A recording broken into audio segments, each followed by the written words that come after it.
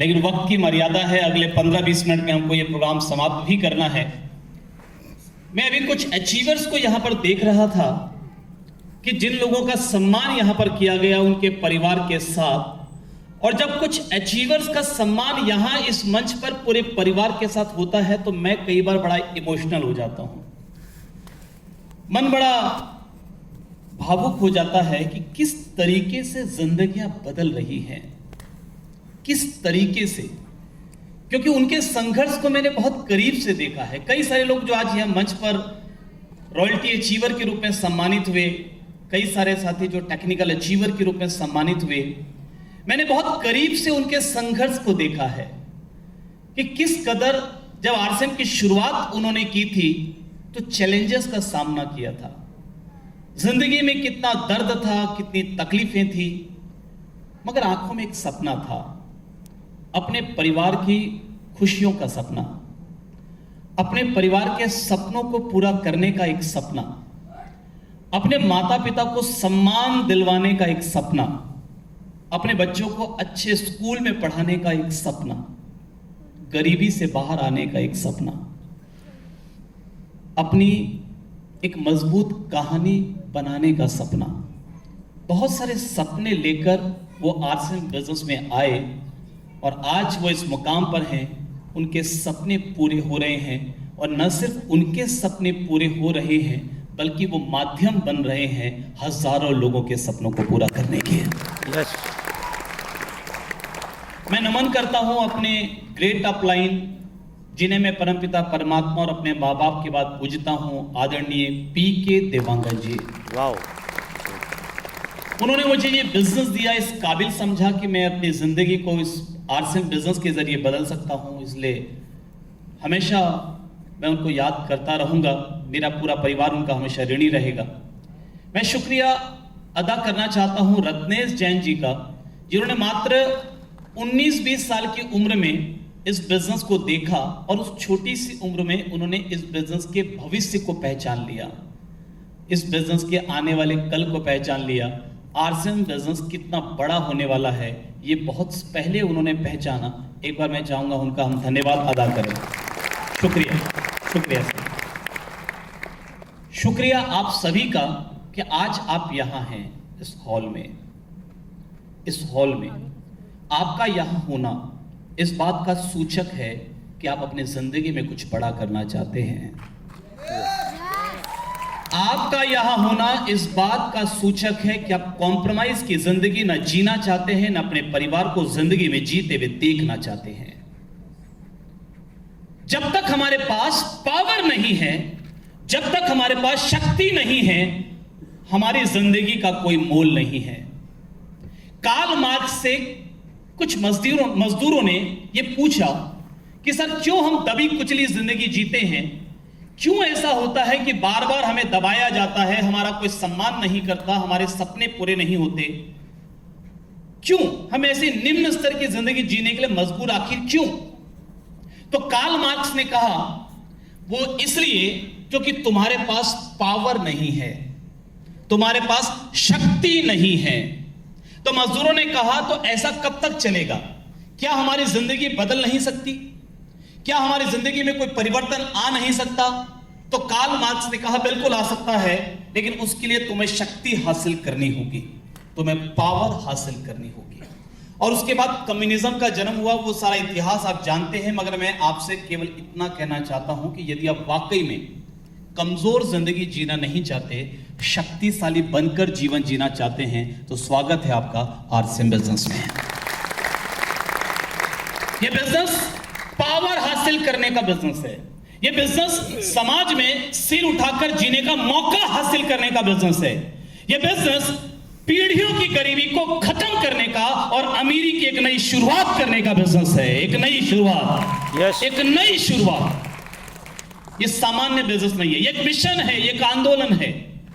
Plan क्या है अभी आपके सामने संक्षिप्त में दिखाया गया।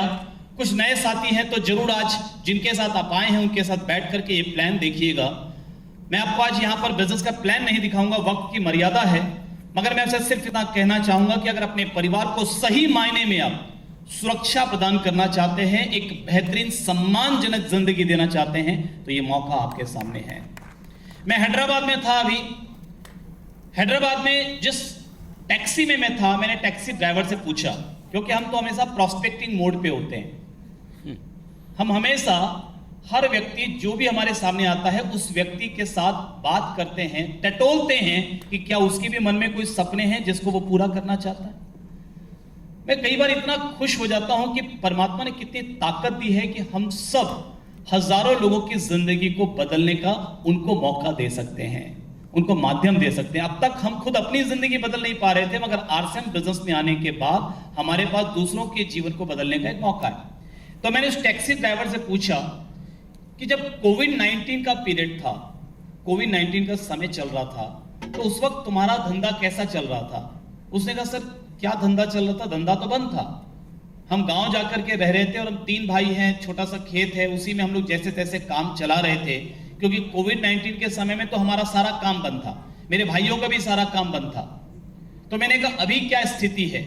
उसने कहा पहले से थोड़ी ठीक है, अभी भी पूरा मार्केट खुला नहीं है, पूरी तरह से मार्केट पहले जैसा हुआ नहीं है, मगर पहले से थोड़ा ठीक है। मैंने उससे एक सवाल पूछा और वही सवाल मैं आपसे भी पूछना चाहता हूं। कड़वा सवाल है, सवाल सुनने के लिए तैयार है? यस। आपकी इजाजत है? यस। मैंने उससे पूछा कि तुमने कोविड-19 से क्या सबक लिया? इस कोविड-19 के पीरियड में जो तुम्हारी जिंदगी अस्त व्यस्त हो गई, तुमने उससे क्या सीखा? उसने कहा सर मतलब? मैं समझा नहीं, क्या सीखा मतलब? तो मैंने कहा जब कोविड-19 के समय तुम्हारी आमदनी चारों तरफ से बंद हो गई तो तुम्हारे परिवार में हालत बहुत चिंताजनक हो गई। क्या आने वाले कल में कोविड-19 जैसा कोई और दूसरा आपदा नहीं आएगी, इसकी तुम गारंटी ले सकते हो? उसने कहा नहीं सर, गारंटी तो नहीं, आ भी सकती है। और मैंने कहा कोविड-19 भी अभी गई नहीं है, कोविड-19 में भी गया नहीं है। आज सुबह के पेपर में मैंने पढ़ा कि भारत में कोविड-19 से कल के समय में एक दिन में 20 मौतें हुई है, आज के पेपर में खबर आई है। तो अगर आप ये सोच कर बैठे हो कि अभी हम लोग बहुत आराम से हैं, मास्क नहीं लगाना पड़ रहा, प्रतिबंध सारे खत्म हो गए, कोविड-19 चला गया, विदा हो गया, जिंदगी पहले जैसी हो गई, तो my dear friends, I am sorry to say कि ये जरूरी नहीं है कि कोविड-19 दोबारा नहीं आएगा। इट कैन कम, ये आ सकता है। क्या तैयारी है आपकी? क्या तैयारी है आपकी? मैंने उससे भी यही पूछा। मैंने कहा भाई क्या सबक लिया आपने, क्या तैयारी की अपने भविष्य के लिए, क्या तैयारी की फ्यूचर के लिए कि कोविड-19 आ जाए या कोविड-19 जैसा कोई दूसरा प्रॉब्लम आ जाए, कोई दूसरी आपदा आ जाए, कोई दूसरी परेशानी आ जाए, तो वैसे समय में भी तुम्हारे परिवार की जिंदगी अस्त व्यस्त ना हो, उसकी तुमने क्या तैयारी की? वो मुझे देखता रह गया। उसने कहा सर मैं क्या तैयारी कर सकता हूं, मेरे पास तो कोई ऐसा ज्ञान नहीं है, मैं ज्यादा पढ़ा लिखा भी नहीं हूं। मैंने कहा अगर ऐसा कोई रास्ता हो कि तुम इस गाड़ी के चलाते चलाते पार्ट टाइम में एक ऐसी इनकम जनरेट कर सको जो कोविड-19 प्रूफ हो, यानी उस पर किसी आपदा का प्रभाव ना पड़ता हो, तो कैसा रहेगा? उसने कहा सर ऐसा कैसे हो सकता है, उस समय तो सारे लोगों के धंधे बंद थे। मैंने कहा सबके धंधे बंद होंगे, लेकिन एक धंधा लगातार आगे बढ़ रहा था और उसका नाम है आरसीएम बिजनेस। तो मैंने उससे कहा कि एक व्यापार ऐसा है जिसकी इनकम कोविड-19 के समय में भी बढ़ते क्रम पर आई थी। पूछ लीजिए जितने अचीवर यहां पर बैठे हैं, आप पूछ लीजिए इनसे, इन सब का व्यापार, अभी श्याम सर आपके बीच में थे, श्याम सर का स्टार रूबी का लेवल कोविड-19 के पीरियड में आया। अभी लखन जी आपके बीच में न्यू एमरल्ड के रूप में आए कोविड-19 के समय में। यहां पर अभी रोहित जी आए थे स्टार एमरल्ड कोविड-19 के समय। विकास अग्रवाल सर, यस विकास अग्रवाल सर स्टार एमरल्ड कोविड-19 के समय। यानी जब दूसरों के धंधे कमजोर चल रहे थे, आरसीएम का धंधा लगातार बढ़ रहा था, क्योंकि ये इनकम कोविड-19 प्रूफ है। यस। तो मैंने उससे पूछा कि अगर कोई ऐसी इनकम हो तो क्या तुम लेना चाहोगे, तुम जानना चाहोगे उसके बारे में? उसने कहा सर जरूर जानना चाहूंगा। मैंने कहा अगर कोई ऐसा व्यापार हो जिसको तुम गाड़ी चलाते चलाते 1 घंटा 2 घंटा पार्ट टाइम में कर सको और आने वाले 1 साल के अंदर उस पार्ट टाइम बिजनेस की इनकम तुम्हारे फुल टाइम गाड़ी चलाने की इनकम से ज्यादा हो जाए, तो क्या जानना चाहोगे? उसने कहा सर बिल्कुल जानना चाहूंगा। मैंने कहा अगर ऐसा कोई इनकम, ऐसा कोई बिजनेस हो जिसके जरिए तुम्हारे बच्चों के परिवार के अब तक जो सपने पूरे नहीं हुए वो सारे पूरे हो जाएं, तो क्या तुम जानना चाहोगे? उसने गाड़ी रोक दी, उससे गाड़ी रोक दी। बोला सर अभी बताइए। मैंने कहा अभी मैं भी जल्दी में हूं और तुम भी जल्दी में हो, अभी नहीं बताऊंगा, ये मेरा कार्ड लो, फिर अपन इसके बारे में फिर बात करेंगे। मैं आपको ये किस्सा क्यों सुना रहा हूं कि इस दुनिया में हर व्यक्ति को आरसीएम बिजनेस की जरूरत है। सिर्फ आपको अपना नजरिया बदलने की जरूरत है। हम ही डरते रहते हैं कि सामने वाला क्या सोचेगा। अगर वो नहीं समझ रहा इस बिजनेस को तो सिर्फ इस कारण से कि अभी उसका विजन क्लियर नहीं है, उसको ये मालूम नहीं है कि ये बिजनेस क्यों करना है। और यही बताने की जिम्मेदारी तो हम लोगों की है। हम लोगों की जिंदगी बदलने का मौका उनको देने के लिए निकले हैं। हम सब एक मिशन में हैं, हम सब एक मिशन में हैं। मैं आप सबके परिवार के चेहरे पर वो खुशी देखना चाहता हूं जो आज उन परिवारों के चेहरे पर थी जो परिवार यहां इस मंच पर आकर सम्मानित हुए। वो बुजुर्ग पिता जो आज यहां पर आए और जिनके गले में मालाएं पहनाई गई, जिन्होंने अपने बच्चे का सम्मान होते हुए देखा, मैं चाहता हूं कि वो खुशी आपके पिता को भी मिलनी चाहिए। मैं चाहता हूं कि वो मां जो अपने बच्चों का सम्मान यहां पर होते हुए देख रही थी, उनके आंखों में जो खुशी के आंसू थे, मैं चाहता हूं कि वो खुशी आपकी मां को भी मिलनी चाहिए। मैं चाहता हूं कि वो पत्नी जो अपने पति के साथ यहां पर कामयाबी के सफर में खड़ी थी और आंखों में आंसू लेकर के खड़ी थी, भाव विवल होकर के खड़ी थी, मैं चाहता हूं कि यह खुशी आपके परिवार को भी मिलनी चाहिए। मिशन एनिवर्सरी स्टार्ट हो चुका है। 6-6 महीने में हम लोग अपना टारगेट 6-6 महीने का डिसाइड करते हैं। लॉन्ग टर्म का विजन हमने 5 साल 10 साल बाद का बना रखा है। 6-6 महीने का हम अपना टारगेट डिजाइन करते हैं। अप्रैल से लेकर सितंबर 6 महीना, अक्टूबर से लेकर मार्च 6 महीना।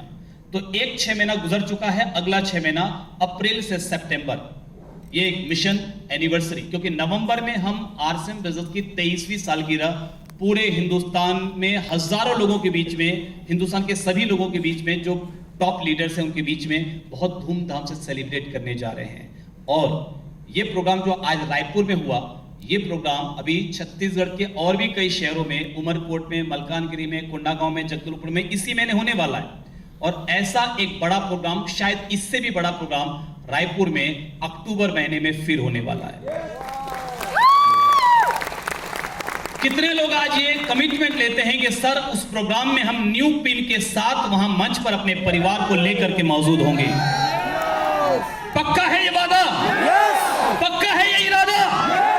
मैं चाहता हूं कि वो खुशी आपके परिवार को मिले। इस मंच पर जब आपके परिवार को बुलाया जाए, आपके परिवार की आंखों में खुशी के आंसू हों। मैं चाहता हूं कि आपकी पत्नी आपके साथ हो, मैं चाहता हूं आपके मम्मी पापा आपके साथ हो, मैं चाहता हूं आपके भाई बहन आपके साथ हो, मैं चाहता हूं आपके बच्चे आपके साथ हो। और जैसे कुछ अचीवर्स के बच्चे यहां मंच पर बोल रहे थे कि हम अपने पापा जैसा बनना चाहते हैं, मैं चाहता हूं कि आपका बच्चा ये बोले कि मुझे किसी और जैसा नहीं, अपने पापा जैसा बनना है, अपनी मम्मी जैसा बनना है। ये आरसीएम बिजनेस उसका मौका आपको देगा। तो मैं आपके बीच में इनवाइट करना चाहूंगा उन लीडर्स को जिन लीडर्स ने इस बिजनेस के विजन को पहचाना और आज रूबी और स्टार रूबी जैसे लेवल पर हैं। आप सभी को साथ में लेते हुए, क्योंकि कल आपको भी इस लेवल पर जाना है, आपको साथ में लेते हुए, आपके मुस्कुराते हुए चेहरे के बीच, I would like to invite on the stage all Ruby and Star Ruby.